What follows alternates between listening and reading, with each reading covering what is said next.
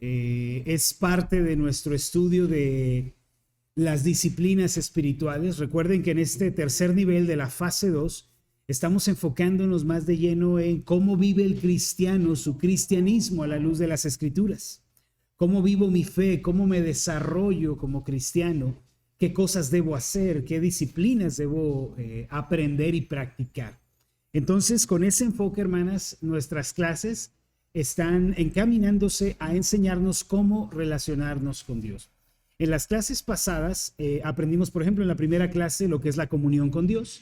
¿Qué significa esa comunión? Vimos una comunión ya posicional, que es la que nos da Cristo, pero otra comunión que es una relación personal con el Señor, un andar diario con Él. En este sentido, la palabra comunión adquiere dos significados completamente diferentes, dependiendo del contexto en el que la usemos. Todos los que hemos creído en Cristo tenemos ya una comunión restaurada con Dios. Eso es inamovible. Pero la palabra comunión se aplica también a nuestro andar diario con Dios, que tiene que ver con cómo nos relacionamos con el Padre Celestial. La primera de las disciplinas espirituales que estuvimos abordando fue la de la oración. ¿La recuerdan? La oración. Estuvimos viendo qué es orar, qué nos dice la Biblia sobre la oración, quiénes oraron en la Biblia, cómo oraron, dónde oraron, qué postura adoptaron al orar. Y aprendimos algo muy importante a lo que llamamos los mapas de oración, que de hecho dejamos una pequeña actividad al respecto. ¿Lo recuerdan? Cada hermana iba a formular su propio mapa de oración, que quiere decir la ruta o la guía que seguimos al orar, ¿sí?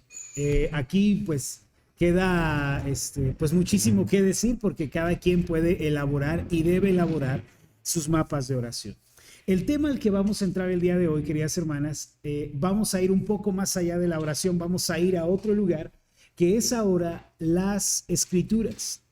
La Biblia como libro de referencia, de estudio, de meditación y de manual de teología para el cristiano. Vamos a estar viendo algunas de estas cosas en un momento más, cuando entremos de lleno a ellas. Antes de entrar, hermanas, a nuestra clase del día de hoy, que la pueden encontrar en la página 23 de nuestro manual de estudio, sí, acá en nuestro manual, página 23. Antes de entrar a ello, me gustaría hacer solamente dos cosas.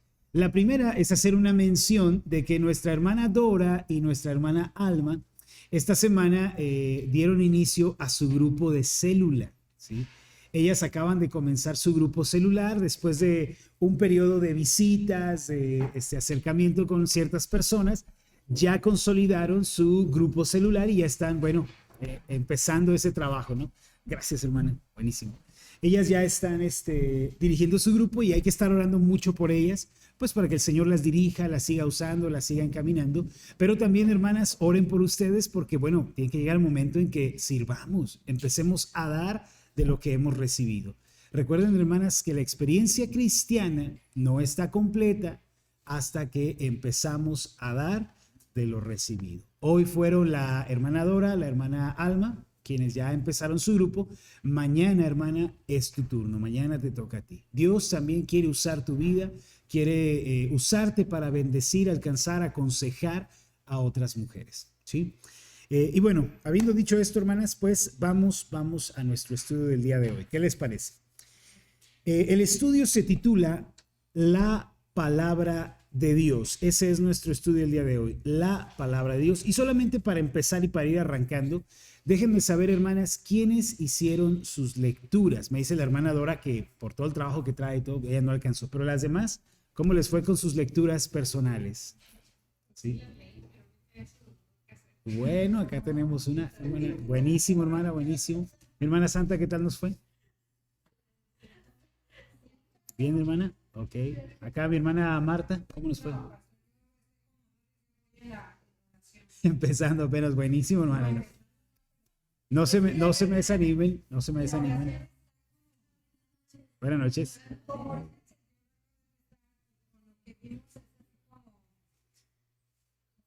Como que, ajá, Entiendo, como entiendo. si haberlo leído antes no era lo mismo que Leerlo ahora después. que lo estoy leyendo. Entiendo, entiendo.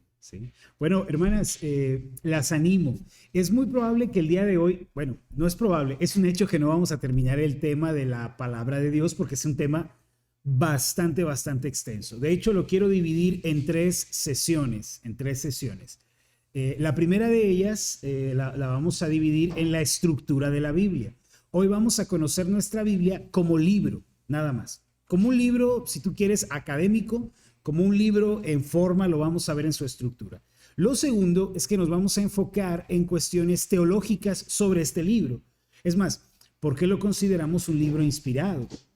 ¿Por qué creemos que es autoritativo? ¿Por qué creemos que es inerrante, infalible, suficiente? Vamos a ver algunas doctrinas alrededor de este libro que son necesarias conocer para poder tomarlo como nuestra guía espiritual. Y la tercera clase la dedicaremos a cómo estudiar nuestra Biblia, cómo leer la Biblia.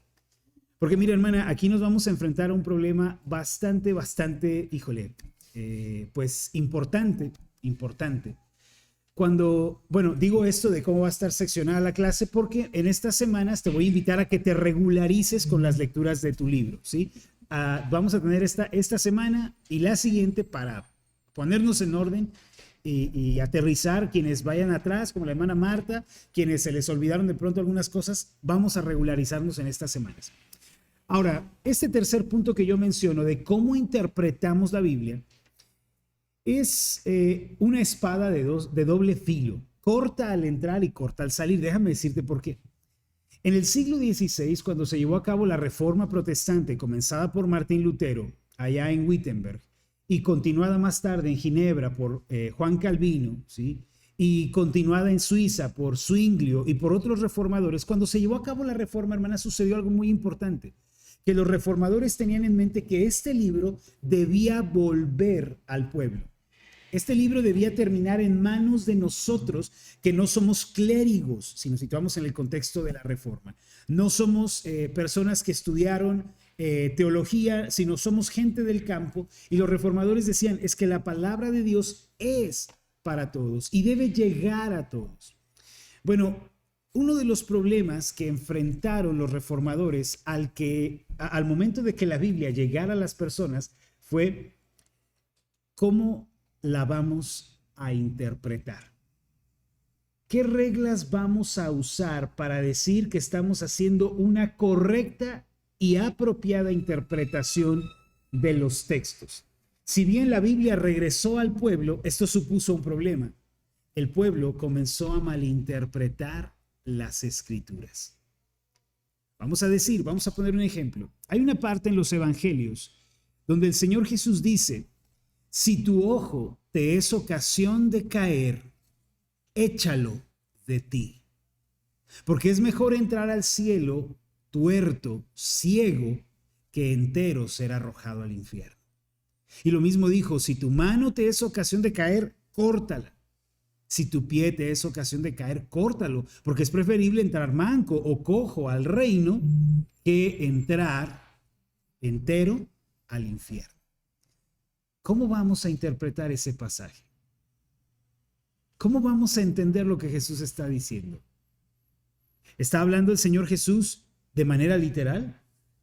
¿Hay que mutilarse? ¿Hay que cortarse? ¿Hay que sacarse un ojo? ¿Y eso nos liberará del pecado? ¿Dejaremos de pecar? ¿De verdad cortándonos la mano esa será la respuesta? ¿Cómo se interpreta ese texto? Hay otros problemas además. Cuando, por ejemplo, dice el libro de los Salmos, estamos en las meditaciones de la mañana leyendo el Salmo 91 y extrayendo algunas promesas de allí, pero dice, por ejemplo, el Salmo 91, con sus plumas te cubrirá y debajo de sus alas estarás seguro. El lector puede llegar a este texto y decir, wow, yo no lo sabía. Dios tiene alas. Dios tiene plumas. Dios es un ser emplumado. No, pero ¿cómo vas a decir eso? Le preguntamos nosotros. Y nos va a decir, no, es que el Salmo 91 lo dice. Con sus plumas te cubrirá y debajo de sus alas estarás seguro. ¿Cómo vamos a entender eso? ¿Cómo vamos a interpretar estas cosas? Otro ejemplo. Estás comenzando a leer tu Biblia, es quizá tu primera semana, y comienzas leyendo el libro de Génesis. En el libro de Génesis capítulo 1 lees que el primer día de la creación Dios dijo, sea la luz, y fue la luz. Y fue la tarde y la mañana del primer día. El segundo día Dios hace una división entre la expansión, las aguas de arriba de las aguas que quedan abajo, ¿sí? Y ese es el segundo día. Tercer día Dios descubre lo seco y a las aguas llama mares y a lo seco llama tierra. En el cuarto día Dios ordena que de la tierra salgan toda clase de vegetales, de plantas, de árboles que produzcan fruto. Quinto día Dios crea los animales, ¿sí? Además, en el cuarto día pone las lumbreras en el cielo en funcionamiento, etcétera, y comienza toda la creación. En el sexto día Dios hace al hombre y en el séptimo reposa de todas sus obras.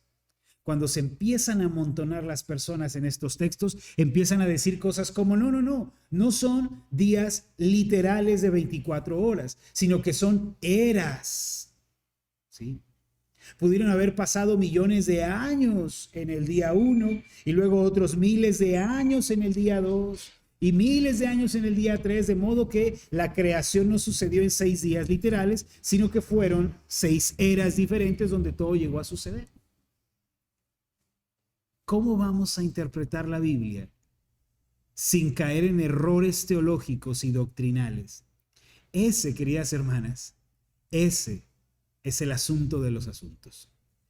Es el desafío de los desafíos. ¿Cómo interpretas la Biblia? ¿Son 6 días literales de 24 horas o son 6 días figurativos? ¿Y quién decide? ¿Quién toma la decisión? ¿Es literal Jesús cuando dice córtate la mano porque es mejor entrar manco al reino que completo en el infierno? ¿Quién decide cuándo es literal y cuándo no? ¿Cómo interpretas el Salmo 91? ¿Cómo sabes que Dios no tiene plumas o que sí las tiene? ¿Qué reglas de interpretación vas a usar para entender el texto?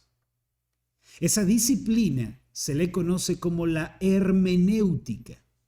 La hermenéutica es la disciplina que se encarga de la correcta interpretación de los textos por el uso de parámetros apropiados. ¿Qué queremos decir con esto?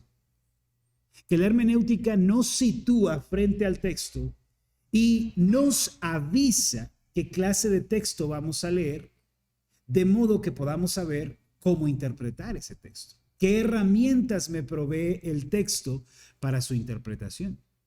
¿Sí? Te voy a dejar en ascuas, hermana, con relación a la hermenéutica. La vamos a ver hasta la tercera sesión. Vamos a ver cómo interpretar correctamente la Biblia. Por ejemplo, leo en Oseas capítulo 1, versículo 2. No sé si alguna vez te ha tocado ya leer la profecía de Oseas.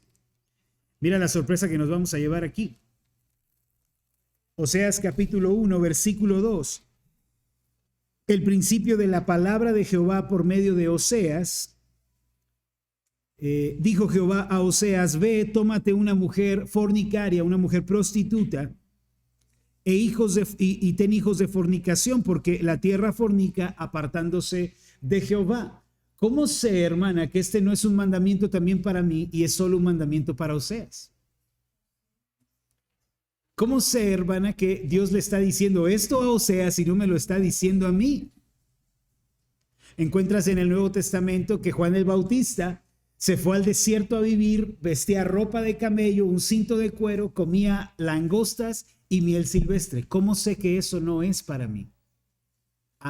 La hermenéutica me sitúa delante del texto y me pone sobre aviso de las herramientas que necesito para interpretar ese texto. ¿Cómo lo hace la hermenéutica? Bueno, tengo que tener un acercamiento al texto sabiendo, por ejemplo, qué tipo de lectura estoy haciendo. ¿Qué tipo de lectura estamos haciendo? En la Biblia tú encuentras diversos géneros literarios.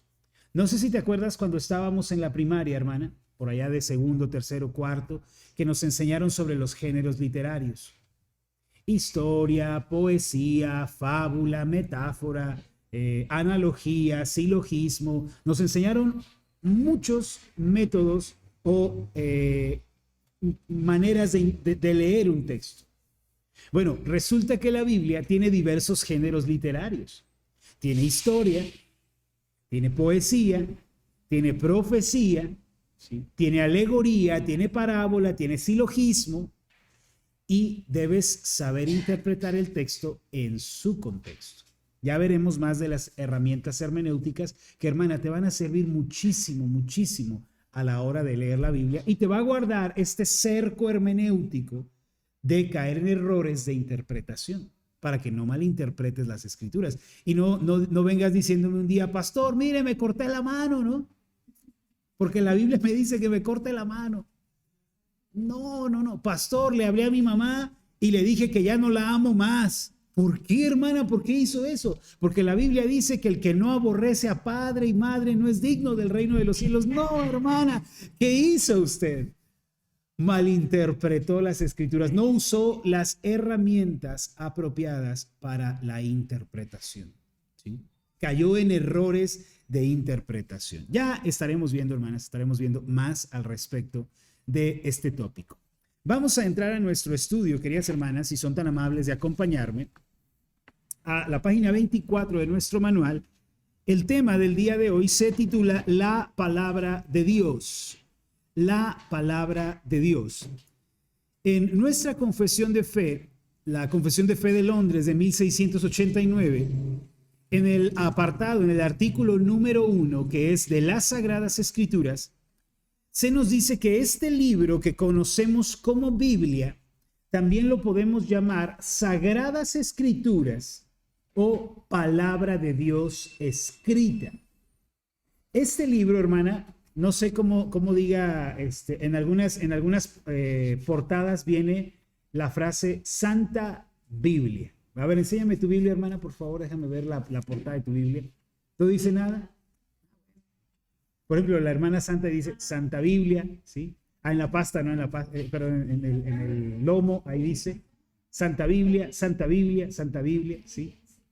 A este libro lo llamamos la Santa Biblia, lo llamamos Sagradas Escrituras, lo llamamos la Palabra de Dios o también lo llamamos el Consejo de Dios. El Consejo de Dios, ¿sí? De eso se va a tratar nuestra clase en el día de hoy y en las siguientes sesiones. ¿Qué es este libro? Surgen algunas preguntas. ¿Cómo se formó? ¿Quién lo escribió? Tenía un compañero en la preparatoria que decía, yo no puedo creer en la Biblia. ¿Por qué? Porque él sabía que la Biblia tardó 1600 años en escribirse. Y él me decía, es que no puedo creer que alguien haya vivido tanto tiempo para escribir toda la Biblia. A veces se piensa así de las escrituras, ¿no? Y es porque no se conoce obviamente el contenido ni la manera en la que está estructurada. ¿Quién lo escribió? Es más, ¿quién decidió qué libros sí iban a estar integrados y qué libros no iban a estar integrados? Quienes ya estudiaron conmigo la Confesión de Fe también recordarán que hicimos un estudio de los libros apócrifos. ¿Lo recuerdan? Porque resulta ser que en la Biblia latinoamericana, en la Vulgata Latina, en la traducción Nácar Colunga, que son otras traducciones de la Biblia, un poco más antiguas que la Reina Valera, hay 7 libros más, a saber, primero y segundo de Macabeos, Tobías, Judith, Baruch, Sabiduría y Eclesiástico. Y hay adiciones al libro de Esther y adiciones al libro de Daniel. ¿Por qué no están en nuestra Biblia, en la que tenemos aquí? ¿Por qué nos faltan esos 7 libros y esas 2 adiciones? ¿Qué reglas se siguen para considerar a un libro como inspirado y para rechazar a un libro como no inspirado? ¿No te parece una gran pregunta, hermana? Y un tema que debiéramos poner sobre la mesa y decir, a ver, vamos a estudiar sobre esto. Porque si vamos a tener certeza sobre la Biblia, hay que hacerle preguntas importantes. ¿Y sabes qué? Vamos a lidiar con ciertas preguntas, hermana, que son difíciles, que probablemente sacudan los cimientos de tu fe, pero es necesario para que tú estés segura de en qué has creído y por qué lo has creído. Porque la fe cristiana no te demanda un salto al vacío a ciegas. Ay, ¿crees ciegamente? No, la fe cristiana no es ciega. La fe cristiana no es irracional. La fe cristiana parte de los hechos, de la historia, de la geografía, de la sociología. de la geopolítica. La fe cristiana parte de hechos. Eso es algo que hay que tener muy presente. Vamos a entrar al versículo para memorizar. Abran su Biblia, por favor, en el Salmo 119, versículo 89, si son tan amables. Salmo 119, versículo 89.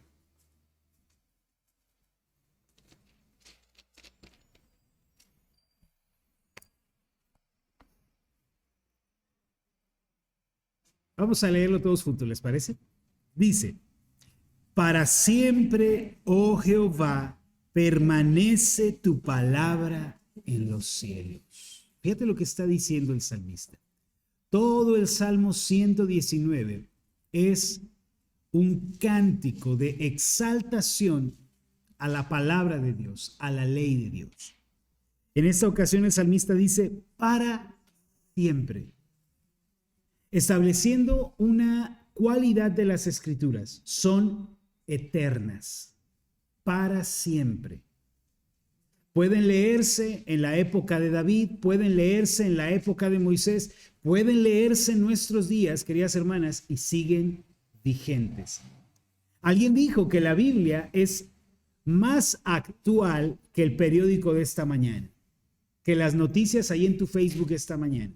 La Biblia es más actual porque es eterna. Y dice el salmista: para siempre, oh Jehová. Aquí está el sujeto de la oración: Señor, nuestro Dios. Adonai es la palabra hebrea que aparece aquí, que es la palabra para Señor, para Rey, para regente. Para siempre, oh Rey, permanece tu palabra en los cielos. Y quiero que veas esta última cualidad. ¿En dónde está la palabra? En los cielos, refiriéndose a la supremacía de las Escrituras por encima de todo, sobre todas las cosas. Volviendo al tema de la Reforma Protestante, cuando Martín Lutero y los reformadores comenzaron este camino de reforma, hubo detrás de todos sus argumentos una base sobre la que ellos caminaban y de la cual partieron. La base era que las Escrituras, la palabra de Dios o la Biblia, debía ser la norma sobre todas las normas. Debía ser la regla de reglas, la ley de leyes. Lutero y los reformadores decían: está bien, creemos que la iglesia tiene autoridad. A lo largo de los años, la iglesia se ocupó de, por ejemplo, preparar concilios donde se refutaron ciertos herejes. Por ejemplo, allá en el siglo II hubo un hereje llamado Sabelio, y Sabelio negaba la divinidad de Cristo. Sabelio decía cosas como: no, Cristo no es divino. Cristo es un Dios menor al Padre, es un Dios inferior. Sí, está Dios Padre Todopoderoso, pero está también Dios Hijo solamente poderoso. Y este Hijo es el primer ser creado por Dios en todo el universo. Bueno, la iglesia se reunió, toda la iglesia conocida de la época. Había diversas sedes. Estaba la sede de Antioquía, la sede de Roma, la sede de Éfeso, la sede de Cartago, la sede de Jerusalén, y todos se reunieron, enviaron a sus mejores teólogos y pastores a debatir estos asuntos. ¿Y sabes qué confirmaron al final? La iglesia confirmó que Sabelio estaba en un error teológico y lo condenaron como hereje y dijeron: no, Cristo no es un Dios menor. Según las Escrituras, Cristo es divino, coeterno con el Padre. Bueno, esto sugiere un problema, porque la Biblia dice que hay un solo Dios, pero tenemos al Padre y al Hijo. Y si haces un estudio exhaustivo de la Biblia, encontrarás al Espíritu Santo también. ¿Cómo vas a interpretar eso? ¿Cómo vas a entender eso? Bueno, la iglesia hizo otro concilio, un concilio en Nicea. Se reunió toda la cristiandad y estudiaron por espacio de 1 año y medio las Escrituras para ofrecernos a nosotros una doctrina que de hecho abrazamos el día de hoy: la doctrina de la Trinidad. Nota que la iglesia no inventó doctrinas, solo puso por orden lo que la Biblia y los apóstoles ya enseñaban. Dios es uno, confirmaron los teólogos en Nicea. es uno en esencia. Hay solo una sustancia divina, solo un ser divino en todo el cosmos. Pero este ser divino subsiste en tres personas distintas: el Padre, el Hijo, el Espíritu Santo, coeternos, codivinos, incorruptibles, ¿sí? Nunca están divididos, siempre en perfecto acuerdo, en perfecta armonía, pero tres personas distintas, ¿sí? Ahora, la iglesia a lo largo de los primeros 4 siglos comenzó a formular estas doctrinas. Doctrinas que fueron necesarias para refutar a los herejes. Cosas que la iglesia cristiana creía y abrazaba porque los apóstoles lo habían enseñado así. Cuando se llevó a cabo la reforma protestante, Lutero y los reformadores no dijeron: olvídense de la historia, desconéctense de todo lo que tenga que ver con la historia y vamos a crear cristianismo desde ceros. No. Ellos dijeron: creemos en la necesidad de los concilios históricos. Creemos en la necesidad de los credos de la iglesia. Pero ningún credo, ningún concilio, ningún catecismo puede estar por encima de las escrituras. Las escrituras estarán sobre todo lo que se debe creer en la iglesia. ¿Y sabes qué comenzaron a hacer ellos? A hacer una revisión de todo lo que se creía con base en las escrituras. ¿Qué dice la Biblia? A ese ejercicio, hermana, de poner a las escrituras sobre todo, se le dio un nombre en la Reforma. Se le llamó sola scriptura. La escritura sobre todo. Sí, creemos en la necesidad de los credos. Creemos en la necesidad de los concilios. Nos ayudan. En los catecismos son necesarios. Pero la Biblia es la norma que norma. ¿Sabes de dónde extrajeron esa idea de que la Biblia está por encima de todo? De pasajes como el que acabamos de leer. Para siempre, oh Jehová, permanece tu palabra en los cielos.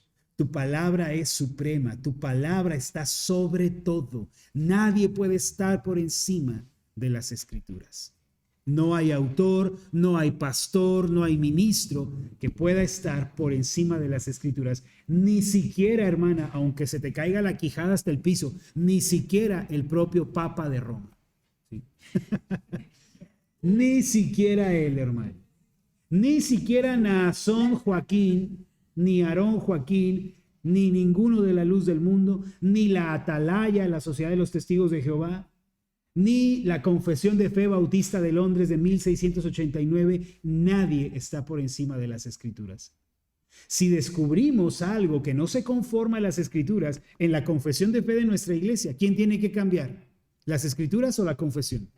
No, pues la confesión, hermana. No es que vamos a modificar la Biblia para que encaje en nuestros parámetros, sino que vamos a modificar nuestros parámetros para que coincidan con las Escrituras. A eso se le llama sola escritura. Y es lo que quería decir el salmista: tu eterna palabra permanece para siempre en los cielos, oh Jehová. Vamos a los objetivos de estudio de esta extensa clase de 3 sesiones. Tenemos 3 objetivos. El primero de ellos es que vamos a conocer la estructura de la Biblia. ¿Cómo está conformada mi Biblia? ¿Sí? ¿Cómo está organizada mi Biblia? Estoy seguro que ya tienes un conocimiento introductorio a cómo se organiza tu Biblia. Al menos sabes que existe un Antiguo Testamento y un Nuevo Testamento, ¿cierto? Y eso, hermana, es la estructura de la Biblia. Ahora, dentro de estas grandes 2 subdivisiones, Antiguo y Nuevo Testamento, tenemos subdivisiones de cada libro. Ok, entonces la Biblia no es un solo libro. La Biblia es un compendio de muchos libros. Ya lo veremos en un momento. Eso es lo primero. Vamos a estudiar la Biblia como libro nada más. Número 2. Vamos a aprender los conceptos básicos de la autoridad de las Escrituras. Ahora, acabamos de decir que la Biblia tiene autoridad, ¿verdad? La Biblia es un libro autoritativo. ¿Sobre qué tiene autoridad? Sobre 2 cosas. Sobre la vida y sobre la fe. ¿Qué quiere decir esto? La Biblia tiene autoridad sobre la fe y sobre la vida. Es decir, tiene autoridad sobre lo que creemos. La Biblia es la que nos informa sobre qué vamos a creer. A ver, hermanas, ¿por qué no creemos, por ejemplo, en muchos dioses? ¿Por qué no tenemos 11,000 vírgenes nosotros, hermana? Explíquenme eso. Porque la Biblia no nos habla de eso, ¿cierto? ¿Por qué no creemos, por qué no creemos que el hombre que tenga más esposas en esta vida, en el siglo venidero, podrá convertirse en un Dios creador de nuevos universos? ¿Por qué no creemos eso? Acabo de resumirte una de las doctrinas que creen los mormones. ¿Por qué no creemos eso? ¿Sabes por qué? Porque no nos lo informa la Biblia. La Biblia no nos dice eso. La Biblia a los reformados, a los protestantes, nos dice qué creer. Por eso decimos, tiene autoridad sobre la fe. Si creemos en un Dios trino, que es uno en esencia, tres en persona, lo creemos porque lo enseñan las Escrituras, ¿sí?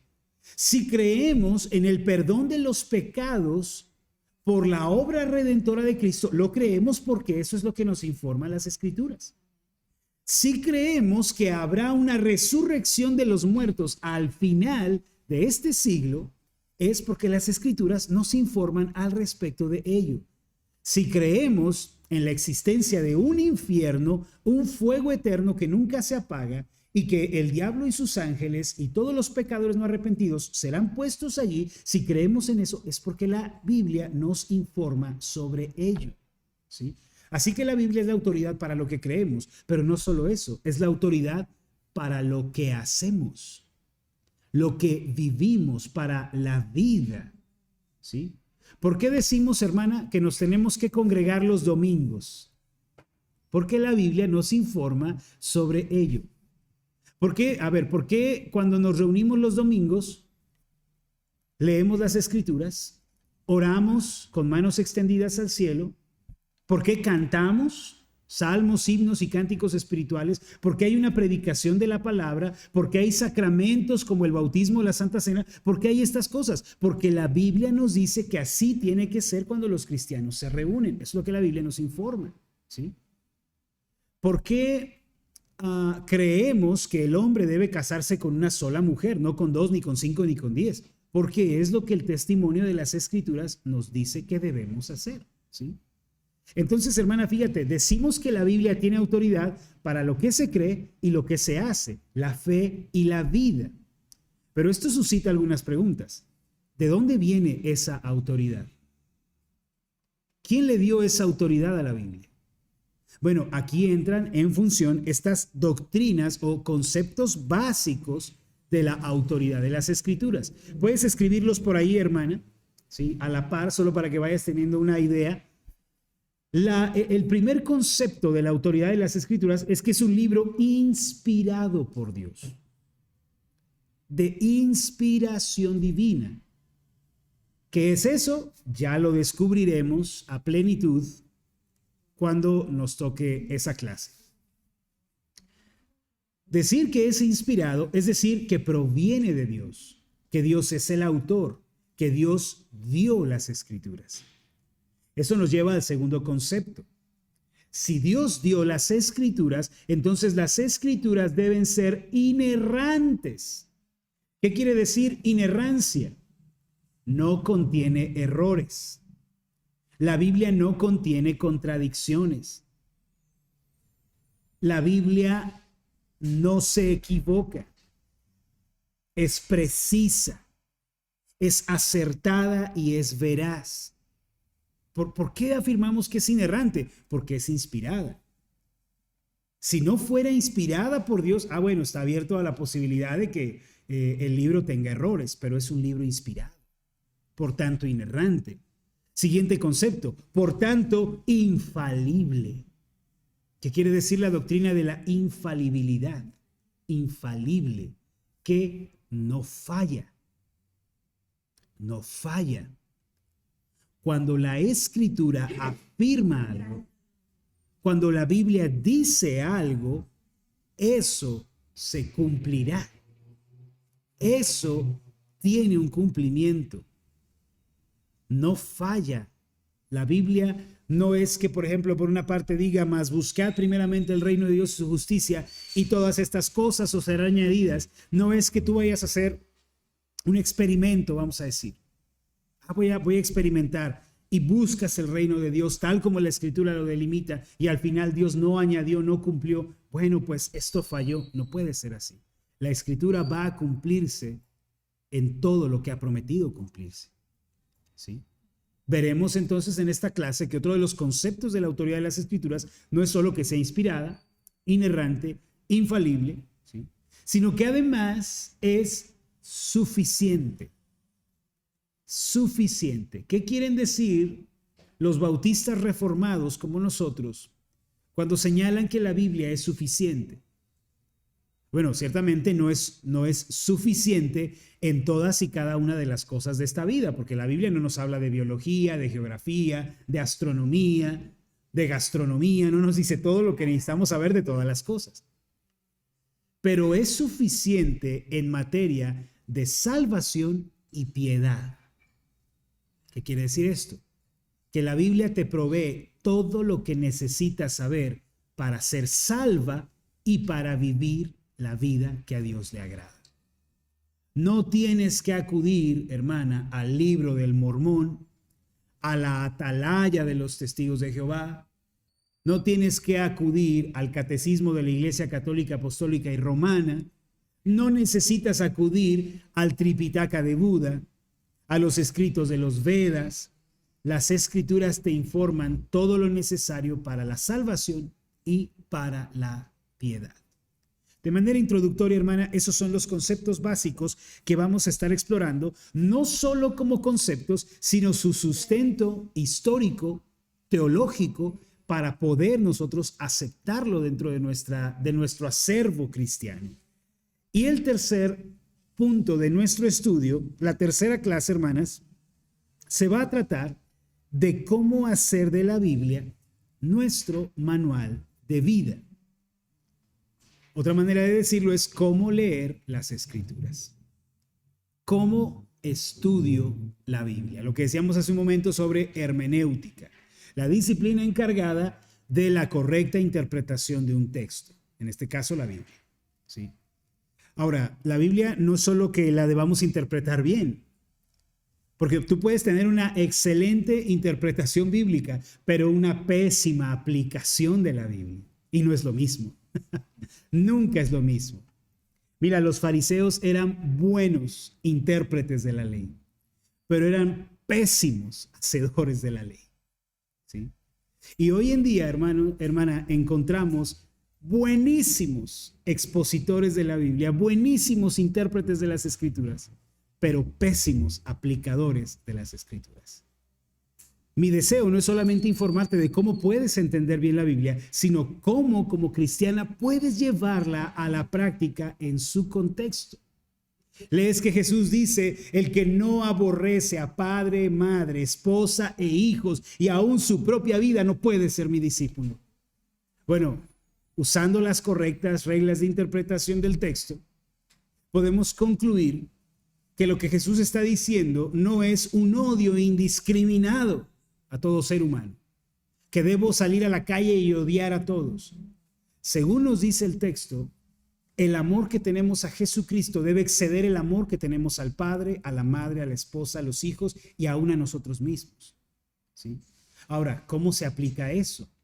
¿Cuál es la aplicación de ese texto a mi vida? Bueno, la hermenéutica se encarga de la interpretación y de la aplicación. ¿Cómo lo entiendo y cómo lo aplico? ¿Estamos, hermana? Hasta ahí con los objetivos, ¿sí?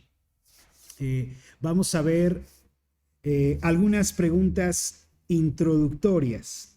La primera pregunta, querida hermana, es ¿cuál ha sido tu experiencia con la Biblia?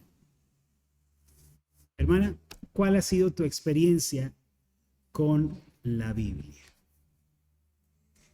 A ver, hermanas, platíquenme. No se sabe un Dios que real, no el que te platicaba o que imaginabas todo. Ha sido entonces para usted la Biblia el libro en el que ha conocido a Dios verdaderamente. ¿Okay? Conocíamos a un Dios nada más que nos héroe, pero en ocasiones un Dios que se enojaba, que te castigaba, ¿no? Y vivías en un temor de Constante. Dios, Correcto. Vivíamos con temor porque no conocíamos a Dios y la Biblia nos informa de eso, ¿sí? ¿Quién ya leyó de las que está aquí? ¿Quién ya leyó su Biblia completa, de pe a pa, de tapa a tapa? ¿Sí? Hermana Dulce, muy bien. ¿Alguien más? Bueno, solo como lectura de principio a fin. Digo, todos los cristianos deben leer la Biblia de principio a fin. Aunque miren, la verdad es que, estoy seguro la hermana Dulce no me va a dejar mentir, que la primera vez que leímos la Biblia completa hubo muchas cosas que no entendimos. ¿Sí? Pero a medida que pasaba el tiempo, por ahí escuchamos una predicación, eso quería decir. O leímos un libro y descubrimos esto, ¿no? O por el estudio mismo, el Señor nos iluminó y nos, ok, eso quería decir este texto. no, de hecho, cuando empecé a leer la Biblia, o sea, yo no me congregaba. Ok, sí, Como que me la regalaban. ok, Y dije, ok, ok. no tengo necesidad y empecé a leer. Pero cuando uno tiene conocimiento, es así como Ok, interesante, ¿no? O sea, Génesis y Éxodo, buenísimo, ¿no? Pero entras a Levítico y dices, ¿qué pasó aquí, no? ¿Qué pasó aquí? Dios tiene muchos nombres. Entonces, ay, este Dios, ¿de dónde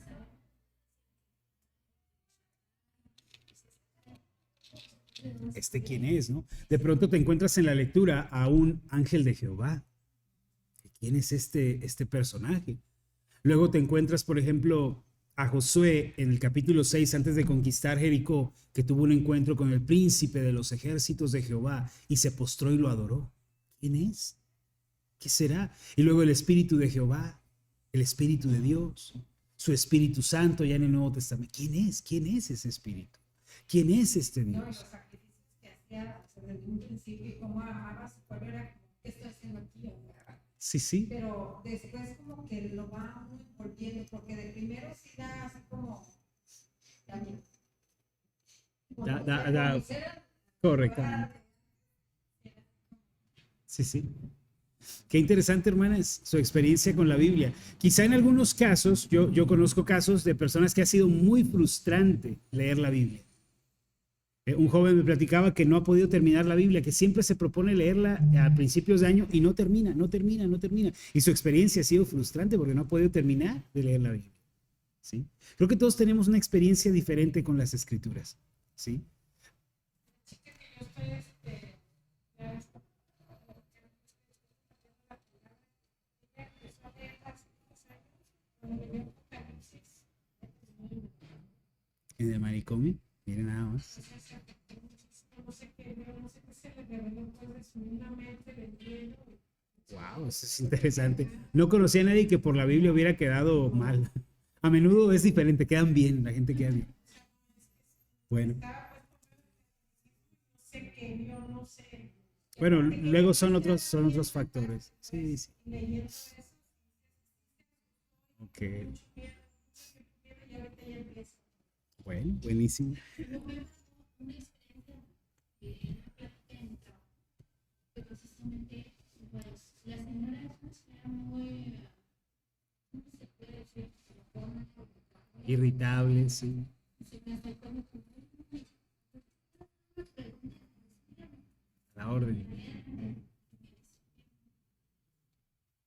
tú dices que leamos la Biblia porque muchas cosas que he leído, siempre yo me pregunto, dice, el padre de nosotros, de todas, yo estoy parte de, como que de los directivos que se encargan de todo, si yo estoy ahí, pero hay algo que no me gustó. Digo, sí, pero ¿por qué no me gustó?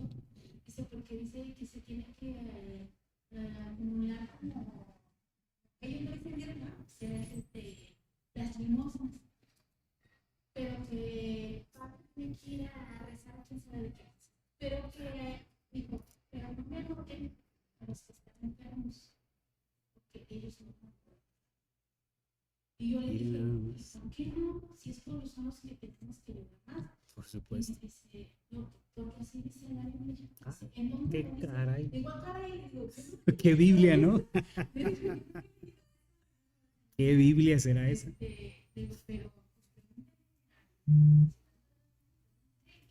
y usted me dice, y yo, Y vemos, ¿qué digo? y leemos bien, ¿no? Sí, porque mire, luego hay las personas que han oído una parte de la Biblia, ¿no? Como una vez alguien me dijo, pastor, sí, como dice la Biblia, la raíz de todos los males es el dinero. No, le digo, eso no dice la Biblia. La Biblia dice que raíz de todos los males es el amor al dinero. ¿Sí? Y fíjate, a veces la gente oye cosas y luego, como no va al libro, no lee, no estudia, cae a conclusiones, ¿no? Tener dinero es malo, trabajar es malo, tener es malo. Espérame, no, espérame. Estás teniendo una visión distorsionada de la realidad. No es eso lo que dice la Biblia. Ahora, hermana, última pregunta. ¿Conoces algún versículo bíblico? Sí.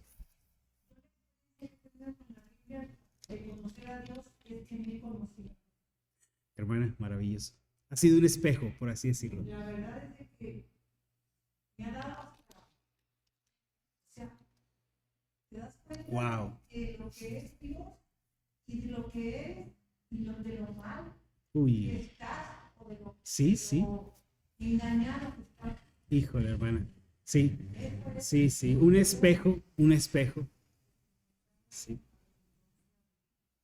Dice el Salmo 119, a ver, vamos a revisar este texto, solo como apoyo a esto, porque me parece muy interesante y es verdad, hermana. Salmo 119, 130. Salmo 119, 130.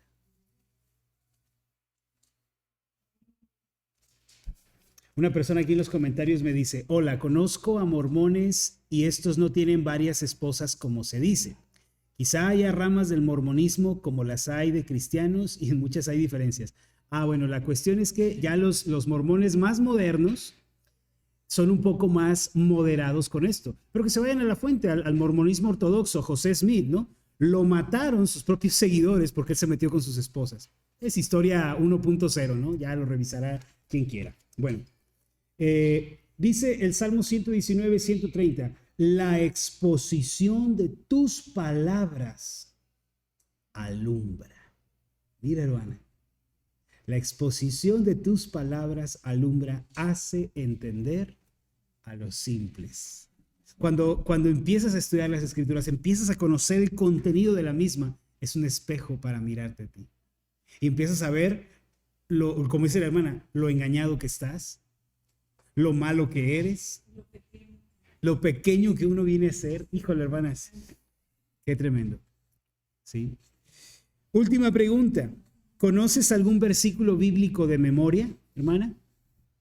A ver, ¿quién se sabe un versículo bíblico de memoria? Aunque sea Dios es amor. ¿Quién se sabe un versículo bíblico de memoria? Hermana Alma, a ver, ¿se sabe uno?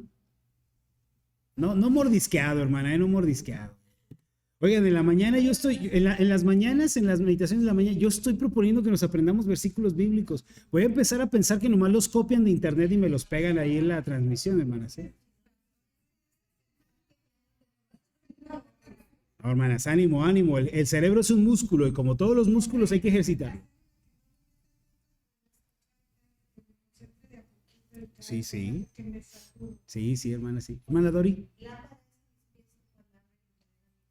Sí. Amén, eso. Hermana Rosa, ahí atrás, ¿alguno? Bueno. Hermana Dulce.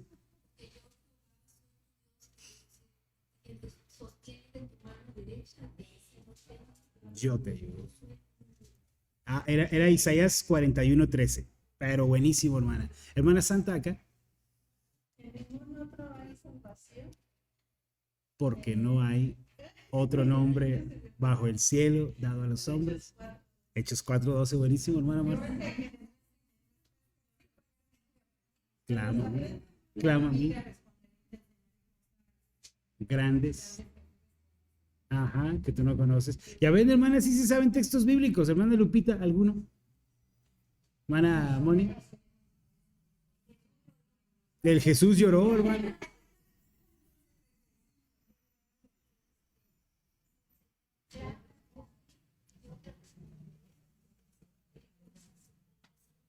Amén, amén, hermana. Gloria a Dios por eso. Hermana Moni.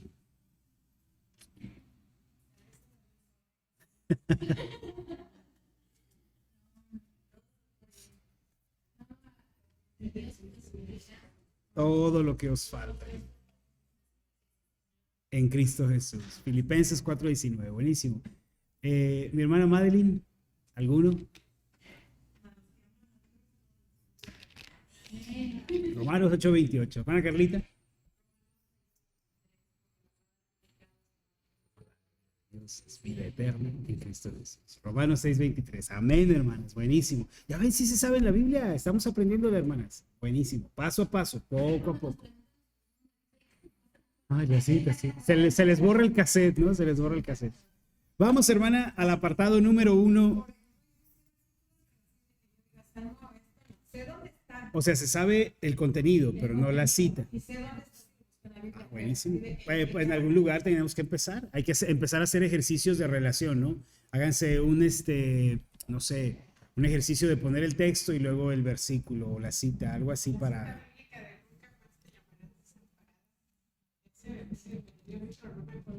Ah, ni yo me acuerdo. Creo que es Isaías 54, ¿no? Isaías 54. Sí, porque yo digo que es el Isaías 54 para las personas que estamos. Esa sería una aplicación del texto, ¿sí? Buenísimo. Vamos a apartado número 1, se titula La estructura de la Biblia, ¿sí? ¿Qué quiere decir esto? La estructura de la Biblia, cómo está formada o conformada nuestra Biblia.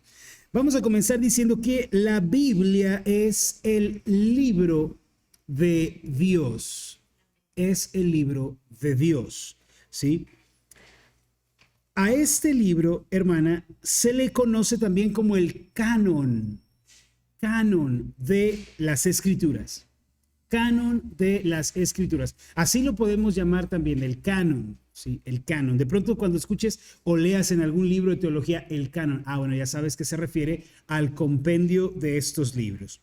La palabra canon viene de una palabra griega que es canon, pero con K, y significa regla o vara de medición.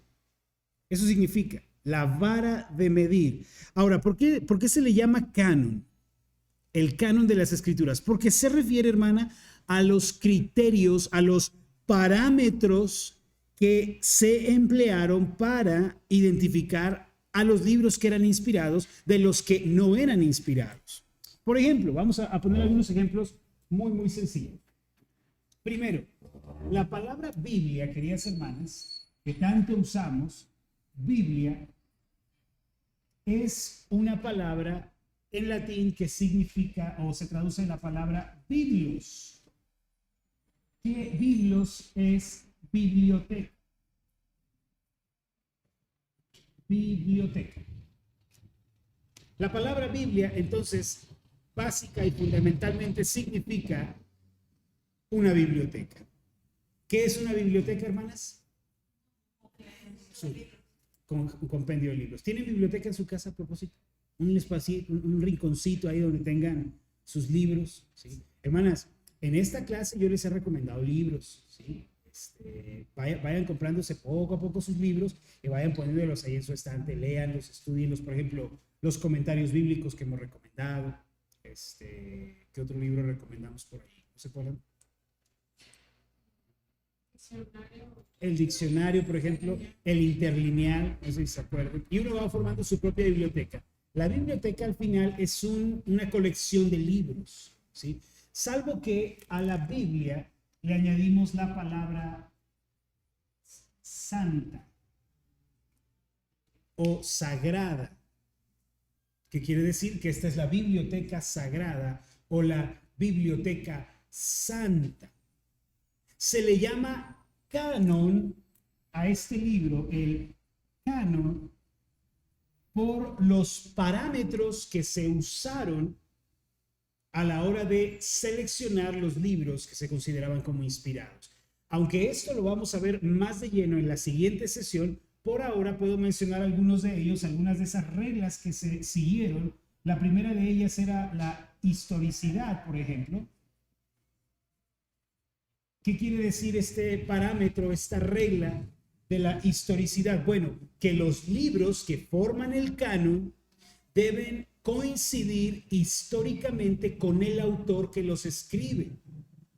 Es decir, si el libro nos pone sobre aviso, vamos a decirlo de esta forma, leímos Oseas capítulo 1 versículo 2 y dice, vino palabra de Jehová a Oseas. Bueno, este libro debe seguirse con que Oseas lo escribió en el tiempo en que dice que lo escribió. ¿Sí? No puede decirse no puede decirse de un libro que lo escribió fulanito y fulanito vivió 200 años o 300 años después, porque la historicidad se quebrantaría aquí. Un ejemplo de esto, no sé si hayas escuchado alguna vez el famosísimo libro de Enoc. ¿Alguien ha escuchado el libro de Enoc? Las profecías de Enoc. ¿Sí? Bueno, ese libro de Enoc es un libro que comenzó a circular y a consolidarse en los 400 años de silencio que existen entre Malaquías, que es el último de los profetas del Antiguo Testamento, y Mateo, aproximadamente en el 200 antes de Cristo. El problema es que este libro reclama ser el libro de Enoc, pero Enoc vivió aproximadamente 1600 años antes, al principio. Es decir, aunque se le atribuye a Enoc, Enoc no lo escribió. Esa regla de historicidad que se rompe descalifica este libro como inspirado. ¿Por qué? Porque el autor debe ser un testigo u ocular de lo sucedido o al menos haber vivido en la época en la que dice que está escribiendo. Al final, cuando tú lees el libro de Enoc, bueno, pues te das cuenta de que si conoces un poco de la historia de los judíos, son leyendas judías, de la creación, de la caída, de los ángeles caídos, de los juicios de Dios, de guerras que hubo, pero son a final de cuentas leyendas judías, que no podemos tomar como ciertas o correctas. Otro de los criterios del canon es su armonía teológica. ¿Qué quiere decir esto de la armonía teológica? Bueno, que estos libros no deben contradecirse. Si te preguntas por qué no incluimos nosotros el primer libro de Macabeos en el canon de las Escrituras, bueno, quienes estuvieron conmigo en la clase se van a acordar que ahí hay una oración a los muertos, ¿sí? Que se promueve la salvación por las limosnas. No sé si se acuerdan, leímos algo de eso. Que las limosnas hacen a un hombre justo ante los ojos de Dios. ¿Por qué no está, por ejemplo, Judith, el libro de Judith, en el canon de las Escrituras? Bueno, ¿por qué Judith hace una oración teológicamente incorrecta? Le dice al Señor, Señor, hazme una mujer sensual, atractiva, ¿sí?, para que yo pueda seducir al rey de los persas y matarlo. Bueno, ¿quién va a orar así? ¿Quién va a hacer esa oración? Nadie la va a hacer, ¿cierto? Entonces, hermana, la armonía teológica es otro de los criterios que se usa para corroborar que un libro es inspirado. Ya seguiremos viendo más de esto, hermanas, en la siguiente clase. Vamos a lo siguiente. Dijimos que la Biblia es la biblioteca sagrada, ¿sí? Miren más allá afuera, ¿no? Bueno, la Biblia es entonces una colección de libros, a saber, 66 libros. ¿Cuántos libros tiene nuestra Biblia, hermanas? 66 libros, ¿sí? Ahora, llamamos libros de manera genérica al contenido de la Biblia, pero en realidad algunas son epístolas, otras son cartas, otras son canciones, pero de manera genérica decimos libros, 66 libros. Ahora, estos 66 libros están seccionados en dos grandes generalidades. La primera de ellas la llamamos Antiguo Testamento o Antiguo Pacto. así se le llama, el Antiguo Testamento. La segunda gran sección se le conoce como Nuevo Testamento o Nuevo Pacto también. ¿Cuántos libros están contenidos en el Antiguo Testamento? 39 libros. 39 libros, ¿sí? Que abarcan desde Génesis hasta Malaquías. El Nuevo Testamento tiene, bueno, si eres buena en matemáticas y son 66 menos 39, te quedan 27 libros en el Nuevo Testamento. Por regla general, hermanas, el Nuevo Testamento es más corto que el Antiguo Testamento, ¿sí? Ahora, la Biblia no es un libro, hermana, que apareció en una cueva. No es un libro que un día apareció ahí en el mar lo arrojó, ¿no? Ya en forma de libro, no. La Biblia es un gran libro que se escribió en un periodo de 1600 años. Fíjate cuánto tiempo tardó en escribirse la Biblia. 1600 años de historia. Participaron, hermana, al menos 43 escritores, 43 autores. Moisés, David, ¿sí? Isaías, Oseas, Jonás. Ya en el Nuevo Testamento, Mateo, Marcos, Lucas, Juan, Pablo, Pedro, ¿sí? Santiago, Judas, ¿sí? Son algunos de estos autores. Cerca de 40 a 43 autores participan en la redacción de la Biblia. Qué interesante, ¿no te parece? Lo que más llama la atención, hermana, es la armonía que hay entre ellos, aún viviendo con diferencia de siglos, hermano. La armonía que va a existir entre ellos. Y lo que más asombra a los historiadores es que no hay contradicción entre ellos. Eso, hermana, es muy importante, ¿sí? Es muy importante. Ahora vamos a la estructura de nuestra Biblia. Si eres tan amable, te voy a invitar a que vayas al índice. Vamos al índice de nuestra Biblia. Al índice de nuestra Biblia.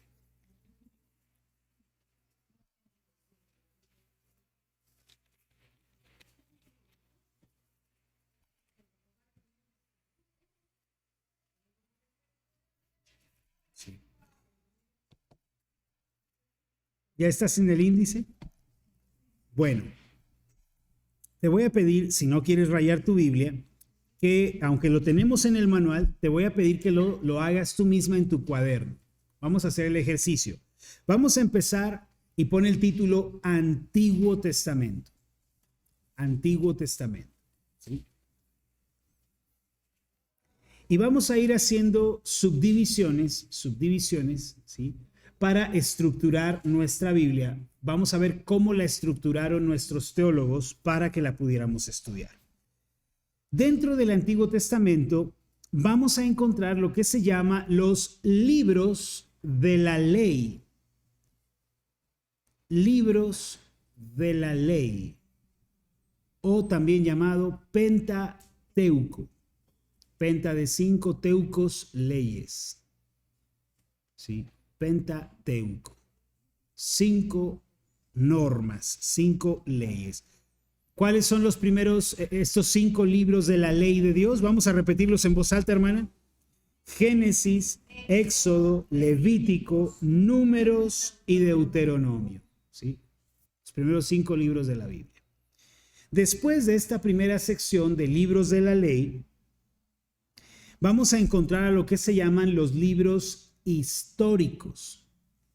Ahora, no quiere decir que los libros de la ley no contengan historia. Se les llama a estos siguientes libros históricos porque relatan la historia del pueblo elegido de Dios, a saber, Israel. Abarca desde Josué hasta Esther, ¿sí? Desde Josué hasta Esther. Vamos al relato, a la repetición. Comenzamos. Josué, Jueces, Ruth, primero y segundo de Samuel, Primero y segundo de Reyes, primero y segundo de Crónicas, Esdras, Nehemías y Esther. ¿Cuántos libros fueron, hermanas? 13 libros. 12 libros. 12. Correcto. 12 libros. Disculpen el error. Después de los libros históricos, tenemos lo que se llaman los libros poéticos o de poesía. También se le conoce como los libros sapiensales, ¿sí? Poéticos o sapiensales, porque son libros. ¿Por qué van a recibir este nombre de poéticos? Porque están escritos en prosa, hermana, como poema, ¿sí? Un poema tiene sus versos, su estrofa, su coro, y así están estructurados estos libros. A saber, vamos a repetirlos: Job, Salmos, Proverbios, Eclesiastés y Cantares. Cantar de los Cantares. 5 libros: Job, Salmos, Proverbios, Eclesiastés y Cantares, ¿sí? Vamos a entrar a una sección que va a estar dividida en 2 secciones. Ponle profetas a esta sección. Profetas. Los profetas abarcan desde Isaías hasta Malaquías. Pero aquí hay una subdivisión que vamos a conocer como profetas mayores y profetas menores, ¿sí? ¿Por qué se les llama profetas mayores y profetas menores? Bueno, se les llama profetas mayores por la extensión de su contenido. Son más largos. Se les llama profetas menores porque son profecías más cortas. Por ejemplo, Isaías tiene 66 capítulos, mientras que Ageo tiene solo 2 capítulos. Ezequiel tiene 48 capítulos, mientras que Jonás tiene 4. Entonces, ¿por qué se les llama mayores? Por la extensión de contenido. Tienen mayor contenido. ¿Por qué se les llama menores? Porque son más breves, más cortos, ¿sí? No pienses que son más importantes que otros. No, son igualmente importantes, pero su contenido es más extenso o menos extenso. Vamos a los profetas mayores, ¿sí? ¿Cuáles son los profetas mayores? De Isaías a Daniel. ¿Están listas, hermanas? Vamos a repetir. Isaías, Jeremías, Lamentaciones, Ezequiel y Daniel. Aquí hay una cuestión. ¿Quién se llama Lamentaciones? ¿Verdad? ¿Quién es Lamentaciones? Bueno, Lamentaciones no es un nombre personal. Se le conoce como las Lamentaciones de Jeremías. Exactamente, el profeta llorón se le llama. Lamentaciones es un libro escrito de oraciones, endechas, lamentos por Israel. Lo escribe Jeremías y está contenido dentro de los profetas mayores. Profetas menores, perdón. Nada más, ¿no? Como Dolores o como... Bueno, no. Vamos a los profetas menores. ¿Listas, hermanas? Profetas menores, desde Oseas hasta Malaquías. Agárrense. Oseas, Joel, Amós, Abdías, Jonás, Miqueas, Nahum, Habacuc, Sofonías, Ageo, Zacarías y Malaquías. ¿Cuántos? 12 otra vez, ¿sí?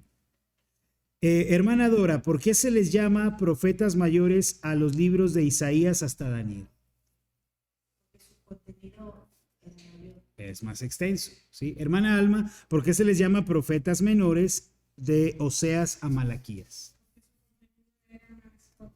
Perfecto. Hermana Madeline, ¿por qué se les llama poéticos a los libros de Job hasta Cantares? ¿Le puedo ayudar, hermana Carlita? ¿Sí? En prosa, a manera de poema o cántico. Buenísimo, ¿sí? Ok. Vamos a hacer un pequeño repaso del Antiguo Testamento. ¿Les parece? Sí. Solo para que tengamos un vistazo general de qué se trata el Antiguo Testamento. Hermanas, el Antiguo Testamento junto con el Nuevo Testamento es la historia de Dios, ¿sí?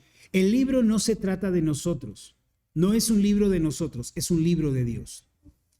Génesis es el libro que va a comenzar con dos eventos, hermana, que van a marcarlo todo. De estos dos eventos depende la historia no solo de la Biblia, sino que estamos viviendo nosotros también. ¿Cuáles son esos dos eventos? El primero, y el que aparece en el capítulo 1 y capítulo 2 de Génesis, es la creación. La creación. Dios, fíjate cómo comienza la Biblia. En el principio creó Dios los cielos y la tierra. Es decir, hubo un momento en que estaba solamente el Señor, el eterno Dios. Toda la creación que hoy vemos, el cosmos, el vasto universo, no existía todavía. Pero en el principio, Dios creó. De la inexistencia trajo a la existencia los cielos, que es el cosmos. Cuando tú miras, hermana, a través de un telescopio y ves hasta donde alcanza a llegar tu vista. Por ejemplo, tenemos telescopios. Antes pensábamos que la Vía Láctea era lo más grande que existía. Pero luego hubo un avance tecnológico en un telescopio que pudo captar algo más allá de la Vía Láctea y descubrimos, hermana, que la Vía Láctea es apenas una pequeña rama de una nebulosa todavía más grande llamada, o la llamaron así los científicos, Laniakea. Hermana, y eso nos pone en perspectiva y somos un puntito en medio de un universo vasto. Preguntas como, ¿habrá vida más allá de este planeta? ¿Existirán otras creaciones además de la nuestra? Son preguntas o respuestas que recibiremos quizá en plenitud cuando estemos en presencia del Señor. Pero cuando lees en la Biblia que Dios creó los cielos, Él creó esa Laniakea, la Vía Láctea, ¿sí? Esa línea de galaxias donde nosotros nos encontramos, que ni siquiera, hermana, nosotros somos una galaxia, sino que dentro de una galaxia somos apenas un pequeño sistema solar, ¿sí? En donde se encuentra este planeta llamado Tierra. Fíjate cómo el Génesis abarca desde el cosmos, la magnitud del universo, hasta la Tierra. Porque este planeta Tierra va a ser entre todos los planetas un planeta que va a jugar un papel protagónico. Se van a llevar a cabo eventos aquí, hermana, que no han sucedido en ningún otro lugar. Por eso, aunque comenzamos en el espacio, en el cosmos, en los cielos, somos traídos abruptamente a una parte muy pequeña llamada la tierra. Y ahí, hermana, Dios comienza a crear. Va a crear Dios todas las cosas con el poder de su palabra, con su solo hablar. Sea la luz, haya expansión, descúbrase lo seco, haya lumbreras, haga toda semilla crecer árbol según su fruto, y de semilla según su fruto y según su género, y los animales y esto y aquello, hasta que Dios llegue al final en el sexto día, y ya no con su palabra, sino con sus propias manos, forme del polvo de la tierra y sople en la nariz de eso que ha formado aliento de vida, y ese ser venga a ser un alma viviente llamada hombre, creado de manera diferente a todo lo demás. Mientras Dios hizo todo con la palabra que salió de su boca, al hombre lo hizo con sus manos. De la costilla del hombre sacó a la mujer, la hizo, la trajo a existencia, y a ambos los puso en un huerto que él plantó, llamado el Edén. Y allí, hermana, comienza la historia de la humanidad. ¿Cómo la conocemos? Adán y Eva, los primeros padres, los progenitores de todos nosotros, están allí. Dios pone a Adán y a Eva como la cabeza de toda la humanidad. Les da un único mandamiento: Un mandamiento que si obedecen, vivirán y recibirán una recompensa que está allí mismo en el huerto, que es el árbol de la vida. En determinado momento se les permitirá comer de ese árbol para vivir una vida eterna. Pero también hay un árbol allí que es el árbol del conocimiento del bien y del mal. Y si ellos comen de ese árbol, morirán. La historia nos dice, y ese es el segundo evento, hermana, que lo marca todo. El primer evento es la creación, va a determinarnos a lo largo de la historia, somos creación de Dios, pero en el capítulo 3 de Génesis, Adán y Eva se rebelarán contra su creador. Van a desafiar la autoridad de su creador, van a tener en poco su mandamiento, van a transgredir la ley de su Dios y comerán del árbol prohibido.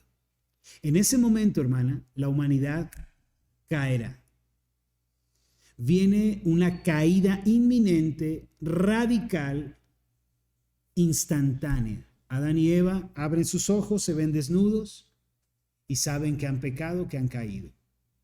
Y a partir de ahí, hermana, va a venir una decadencia en sus descendientes que no nos alcanzamos a imaginar. Pero hay algo muy interesante. Ven conmigo a Génesis capítulo 3, por favor. Génesis capítulo 3.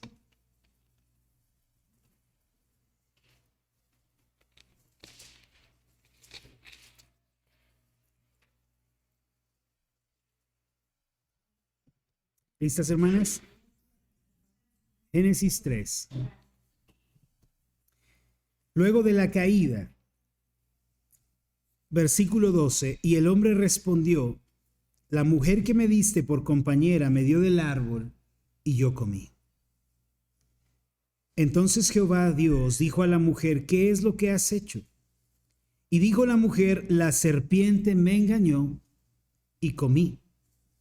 Y Jehová Dios dijo a la serpiente, por cuanto esto hiciste, maldita serás entre todas las bestias y entre todos los animales del campo. Sobre tu pecho andarás y polvo comerás todos los días de tu vida. Y ahora quiero que prestes atención al versículo 15. Y pondré enemistad entre ti. Aquí el ti, ¿quién es? La serpiente. Entre ti, ¿sí? La serpiente. Pero dice, y pondré enemistad entre ti y la mujer. Entre la serpiente y la mujer. Pero viene a continuación una expansión, una comprensión más profunda de esto. Y entre tu simiente y la simiente suya. Fíjate esto, hermano. Va a haber un conflicto de enemistad entre la serpiente y la mujer, a saber, entre la descendencia de la serpiente y la descendencia de la mujer. La simiente de la serpiente y la simiente de la mujer. Esto, hermana, ya, a quien está leyendo aquí, ya necesita hacer un alto, tomarse un café y decir qué está diciendo el Señor, ¿no? Esta, la simiente de la mujer, te herirá en la cabeza. ¿Qué quiere decir? Un golpe definitivo. Simiente, descendencia. ¿Sí? Un golpe definitivo. Será un golpe en la cabeza porque es un golpe mortal, un golpe final. ¿Sí? Pero tú le herirás en el calcañar. El calcañar es el tobillo. Fíjate lo que Dios está diciendo. A partir de ahora, hay una descendencia que vamos a seguir. Que esa descendencia, no se nos explican todos los detalles, pero esa descendencia en determinado momento aplastará la cabeza de la serpiente. Un golpe definitivo a la serpiente. Aunque la serpiente pueda hacer cierto daño a esta simiente, a esta descendencia de la mujer. Esta, hermana, es la primera profecía que vamos a encontrar en la Biblia de una salvación y una liberación. Aquí comienza el reinado de la serpiente. Ahí comienza el dominio de la serpiente, ¿sí? Fíjate que a partir de ahora la serpiente va a ser conflictiva, va a ser enemiga, agresiva, ofensiva, pero llegará el día. No sabemos cómo, cuándo, dónde ni quién, pero se aplastará la cabeza de la serpiente. Aquí empieza, hermana, una esperanza. Está bien, estamos caídos. Bueno, no está bien, está muy mal, estamos caídos, ¿no? Pero hay esperanza. Dios ha dicho que de la simiente de la mujer. Así que en este momento, hermana, todos los ojos se vuelven a la mujer, a lo que vaya a nacer de ella, porque de ella va a nacer alguien. Hay que prestar atención a quién nace. Por eso en el capítulo 4, fíjate lo que dice al principio. Conoció Adán a su mujer, Eva, la cual concibió y dio a luz a Caín, y dijo, por voluntad de Jehová he adquirido varón. Ella estaba esperando a la simiente. Comienza a partir de este capítulo 4 una expectativa. ¿Dónde va a venir? ¿Quién será? ¿En dónde va a nacer? Ese que aplastará la cabeza. Tiene que ser un descendiente, alguien que venga de la mujer. Así que a partir de ahora, todos los hijos de Eva van a ser puestos bajo la lupa. Y los que vengan después, todos tienen que ser analizados. ¿Será? ¿Será este? ¿Será este el que nos va a librar? ¿Será este el que pondrá fin? Y era tal expectativa que en el capítulo 5, hermana, ven conmigo al capítulo 5. Vamos a ir al versículo 25 en adelante. Para agarrarle un poquito de contexto, vivió Matusalén 187 años y engendró a Lamec. Cuando Matusalén tenía 187 años, tuvo a este hijo suyo llamado Lamec. Y vivió Matusalén después que engendró a Lamec, fíjate cuántos años, 782 años, y engendró hijos e hijas. ¿Sí? O sea, tienes 800 años de vida, hermana, ve tú a saber cuántos hijos vas a tener en ese lapso de tiempo, ¿eh? Y fíjate, fueron pues todos los días de Matusalén 969 años.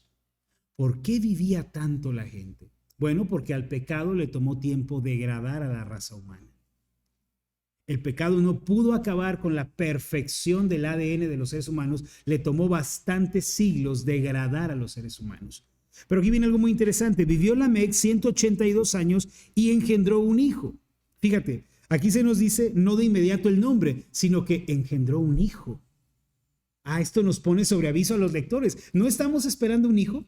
¿No estamos esperando a alguien que venga de la mujer? Y aquí el escritor nos va a poner en suspenso, engendró un hijo. No nos va a saltar a decir el nombre de inmediato, sino nos va a dejar en suspenso. Es un hijo. Versículo 29. Y llamó su nombre, ¿cómo? Noé. Y quiero que veas esto, hermana, lo que viene a continuación. Diciendo, estas fueron las palabras de Lamec. Este nos aliviará de nuestras obras y del trabajo de nuestras almas a causa de la tierra que Jehová maldijo. Hermana, se puede ver en los primeros capítulos una expectativa por la descendencia de la mujer. Eva dice, concebí varón por la voluntad del Señor, pero no era este varón. Este Caín que le nació a Eva era un homicida, no era quien esperábamos. Después, hermana, llega uno llamado Noé, porque este nos aliviará. Quizá este es el que nos alivie de nuestros trabajos, de nuestras aflicciones a causa de la tierra que Jehová maldijo. Pero no era Noé. A partir del capítulo 6, hermana, vamos a ver una degradación y degeneración terrible. Tanto que el capítulo 6 comienza: aconteció que cuando comenzaron los hombres a multiplicarse sobre la faz de la tierra, ¿qué pasó con los hombres? Empezaron a multiplicarse. Ahora, la pregunta, ¿cómo es que se multiplicaron los hombres en el principio? Si nomás eran Adán y Eva. Y lees que nació Caín y luego Abel, y encima de eso Caín mata a Abel, ¿no? Ya nomás eran 4 y ahora quedan nomás 3, ¿no? Bueno, hay que entender, hermana, que la Biblia no tiene el objetivo de presentarnos todos los detalles, porque si te estás dando cuenta, Nos está diciendo que los hombres vivían 800, 900 años, pero a ver, espérame, no se nos relatan esos cientos de años, esos siglos de historia. La Biblia va a seguir una línea desde Adán y Eva, luego Caín, Abel, que muere, luego uno que nace, que se llama Set, pero no nos va a dar todos los detalles. Ahora, Adán y Eva tuvieron cientos de hijos, porque bueno, el mandamiento era fructificad y multiplicaos. ¿Cómo sabemos que pudieron ser cientos por ese mandamiento fructificar? Al parecer, Eva era tan fértil que tenía embarazos múltiples de muchos hijos, ¿sí? Por eso se le dice que los dolores de sus preñeces iban a ser aumentados. Entonces imagínate que Adán vivió cerca de 950 años. ¿Cuántos hijos e hijas habrán engendrado en ese tiempo? Ahora, una cosa es cierta. Los hijos de Adán en algún momento tuvieron que casarse con las hijas de Adán. Pero tú sabes que hoy en día la consanguineidad, cuando eso sucede, cuando un hermano se casa con su hermana y tienen hijos, eso es catastrófico. Los bebés no nacen bien. Pero aquí hay una cuestión que hay que considerar. El ADN de los hombres, el cuerpo humano de los hombres no estaba tan degenerado como en nuestros tiempos. De hecho, el plan de Dios inicialmente era que hubiera esa consanguineidad antes del pecado. Por eso fructificad y multiplicaos. ¿Con quién? Pues con los hijos que vayan naciendo. ¿Sí? Hoy en día esto es algo muy peligroso y es un pecado incluso. Pero en el principio, hermana, era la manera en la que la humanidad se reprodujo. Tanto que cuando Caín mata a Abel, que no sabemos si Caín nació a los 500 años o 600 años de la vida de Adán, pero vamos a decir que promedialmente nació a los 400 años. Bueno, para ese momento ya hay toda una civilización. Cuando Caín mata a Abel y Caín se va y dice que llega a una ciudad, bueno, eran sus hermanos nacidos de la familia de Adán y de Eva, ¿sí? Esa es la explicación histórico-teológica de estos pasajes. Ahora, en el capítulo 6, fíjate lo que sucede. Comenzaron los hombres a multiplicarse sobre la faz de la tierra. Eran ya muchísimos, la tierra ya estaba poblada. Y les nacieron hijas. Bueno, ¿por qué el texto subraya que nacieron hijas? ¿No es obvio? Bueno, aquí hay un detalle. Que viendo, y fíjate esta frase, los hijos de Dios. A ver. Aquí hay una cuestión. ¿Quiénes son los hijos de Dios? Tenemos a los hombres que empiezan a multiplicarse. A estos hombres les nacen hijas. Pero entonces los hijos de Dios, hermana, dice que viendo los hijos de Dios que las hijas de los hombres eran hermosas, tomaron para sí mujeres, escogiendo entre todas. ¿Qué quiere decir? Sabemos quiénes son los hombres y quiénes son las hijas de los hombres, pero ¿quiénes son los hijos de Dios? ¿Quiénes serán los hijos de Dios? ¿Quién da más? Hermanas. Ya me habían dicho ustedes que habían leído Génesis, hermanas.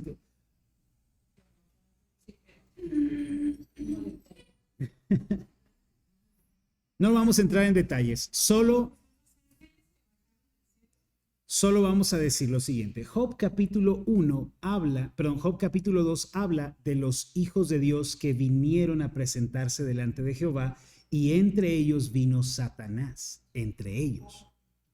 Estos hijos de Dios se da por concedido que son ángeles o una especie de corte angelical.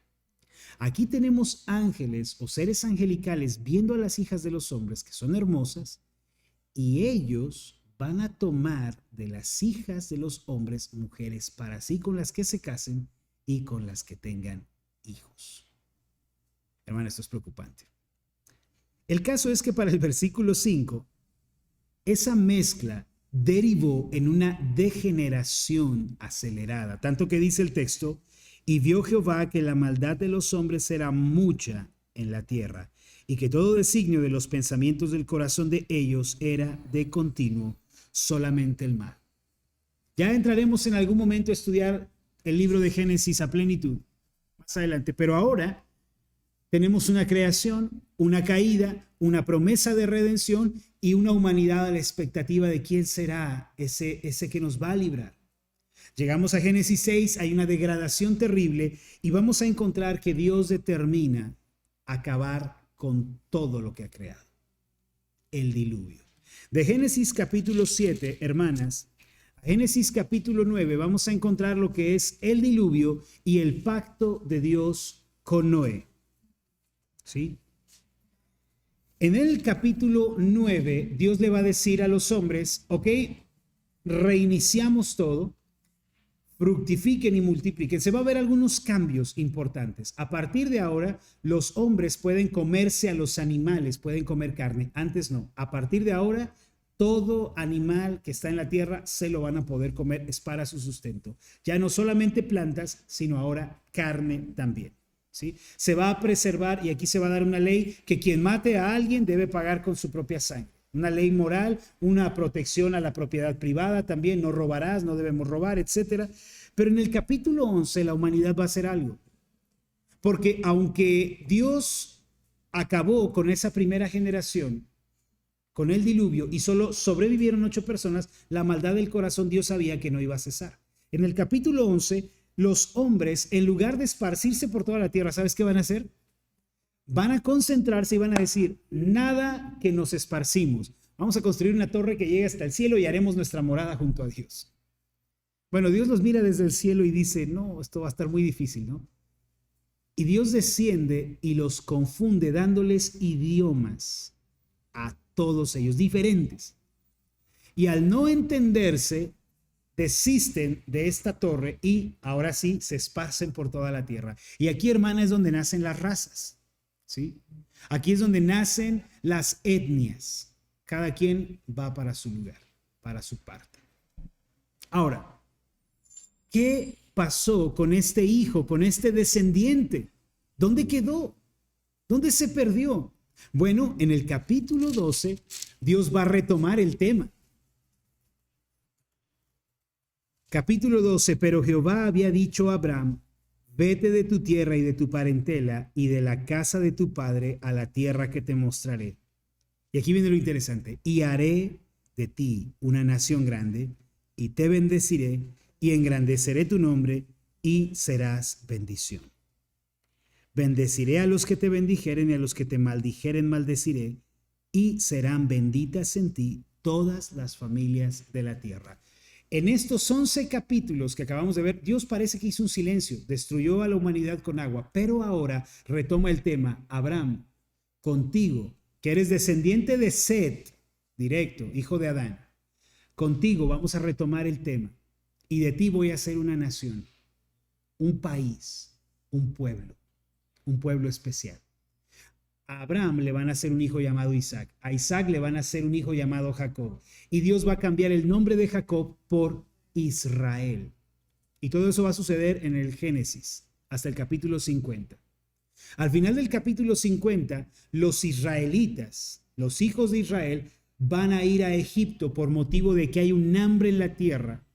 Y José, que había sido vendido como esclavo, ahora como primer ministro los va a recibir y los va a acoger. Y ahí termina la historia del Génesis. Ya tenemos la creación, la caída, la promesa de redención y la línea que se va a seguir para esa redención. Abraham y sus descendientes, a saber, Israel. El libro del Éxodo nos va a relatar cómo después de 400 años los israelitas estaban oprimidos, pero Dios los va a rescatar, los va a sacar y los va a llevar por el desierto por espacio de 40 años, les va a dar leyes, les va a dar instrucciones. ¿Sí? Y de eso se va a tratar Éxodo, Levítico, Números y Deuteronomio. ¿Sí? Con un hombre llamado Moisés. Moisés es el hombre que va a dirigir a los israelitas desde la salida hasta la tierra prometida. Ahí termina el Pentateuco. Vamos a retomar la historia en Josué, que es el que va a introducir a Israel a la tierra que Dios le prometió a Abraham 400 años antes. Van a conquistar la tierra, van a poseerla, la van a repartir entre toda la nación de Israel, que ahora ya no son solamente Abraham, Isaac y Jacob, sino ahora son cientos de miles de israelitas. ¿Sí? Ya tienen una ley, ya tienen una promesa y ahora tienen una tierra que Dios les ha dado. Bueno, ellos tienen una instrucción, acabar con todos los enemigos, pero Israel no va a obedecer. Van a dejar algunos enemigos que sobrevivan, que los van a corromper, los van a llevar a la adoración de falsos dioses. Y Dios, al ver esa actitud, va a castigar a los israelitas, ¿sí? Va a permitir que tengan un rey, es cierto, pero esa línea de reyes, comenzando con Saúl, luego con David, se va a ir degenerando, hasta que Dios dirá, basta de esto y voy a destruir a la nación de Israel. Voy a esparcirlos por toda la tierra, voy a asolar su tierra. Y esto que había servido como tierra prometida, como tabernáculo, va a quedar olvidado. Y allí, hermana, termina la historia del libro de los reyes en tu Biblia. Vas a encontrar, mira, acompáñame al índice rápidamente. El índice. Tenemos Josué, que es la conquista de la tierra prometida, Jueces, un periodo de jueces, como lo dice su nombre, luego un paréntesis de una moabita que se llama Ruth, que no es israelita, pero va a ser integrada al pueblo de Israel, y luego comienza primero y segundo de Samuel, que es la historia de Saúl y David, los primeros reyes de Israel. Y después primero y segundo de Reyes, que te va a relatar la historia de todos los reyes de Israel, desde Salomón hasta Jotam, el último rey.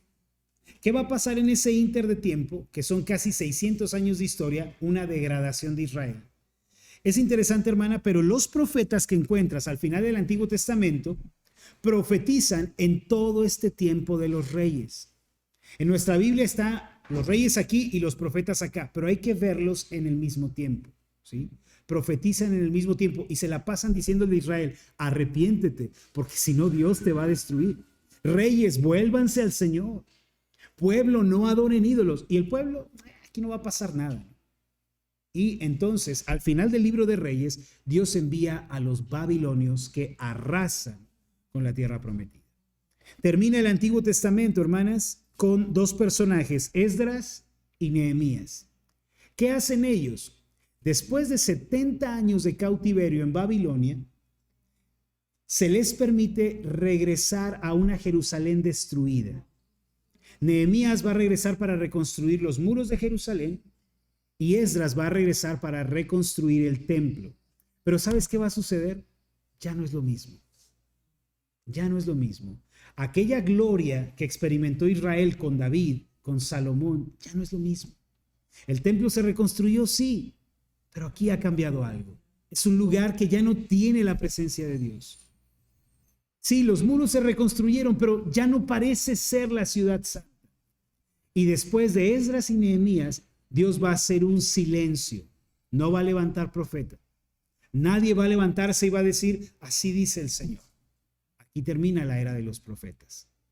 400 años de silencio hasta que en el desierto se levante uno llamado Juan el Bautista, que diga, pueblo, enderecen sus sendas, porque ha llegado el cumplimiento de lo que Dios prometió en el Génesis. Y así, hermana, pasamos del Antiguo al Nuevo Testamento. Va a nacer un bebé en Belén por un nacimiento extraordinario. Todos los hombres nacen por generación ordinaria. El hombre se junta con la mujer y conciben y dan a luz. Pero este nacimiento va a ser excepcional, diferente a todos los demás, porque el Espíritu Santo cubrirá a una virgen y esa virgen concebirá y dará a luz un hijo y llamará su nombre Emmanuel, Dios con nosotros, Jesús, porque Él salvará a su pueblo de sus pecados. Aquellas palabras que oyó Eva un día, y pondré enemistad entre ti y la mujer, entre tu simiente y la simiente suya, esta te aplastará la cabeza, pero tú le herirás en el calcañar, se cumplen con la venida de Cristo al mundo.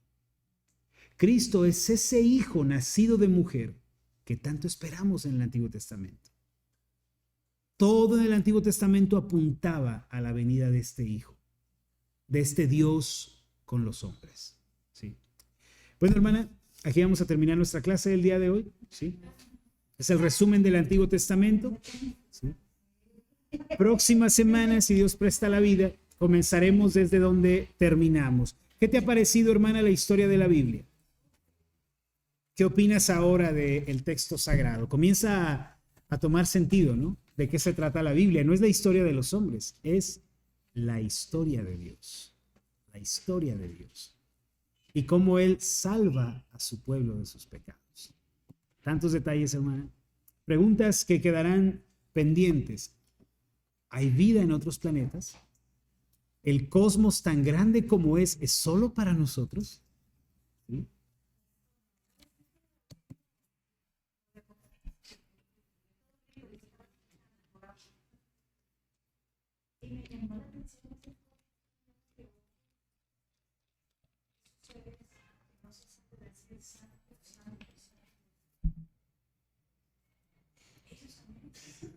Ellos también existen. Son formas de vida diferentes a la nuestra. A veces pensamos que somos los únicos, ¿no? Pero desde el hecho de que existen ángeles, serafines, querubines, seres vivientes, bueno, eso ya nos pone sobre aviso que no somos la única creación en el universo, que hay otros más gloriosos, más grandes, más poderosos que nosotros. Sí. Vete a saber, hermana, que hay más allá, ¿no? Que hay más allá. Sí. ¿Qué tal, hermanas? ¿Comentarios sobre la clase? ¿Conclusiones? ¿Qué te llevas? ¿Qué te guardas el día de hoy? A ver, hermanas. Hermana Marta, ¿qué tal? Como dices que todo aprende uno. Wow. Hermana Madeline, ¿qué tal allá? Cuando lees la Biblia, la buena suerte aprendes, cada vez aprendes Sí. más, ¿no? Porque no entiendes, luego ya vas entendiendo. Eso es la magia que tiene. Sí, se va esclareciendo, ¿no? Hermana Carlita, allá atrás. Hay un material en YouTube que se llama Proyecto Biblia.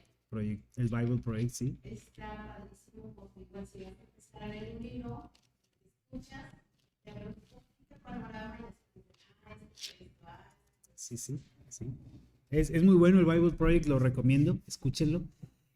Tienen algunas cuestiones, por ejemplo, acaban de sacar un video donde niegan la existencia del infierno. Vayan con cuidado, va a haber cosas que, o sea, es muy buena la enseñanza histórica, pero vayan con cuidado con algunos temas, ¿no? Y si tienen dudas, para aquí tienen a su maestro para aclararles, ¿no? Hermanas, buenas noches, Dios las bendiga. Gracias por haber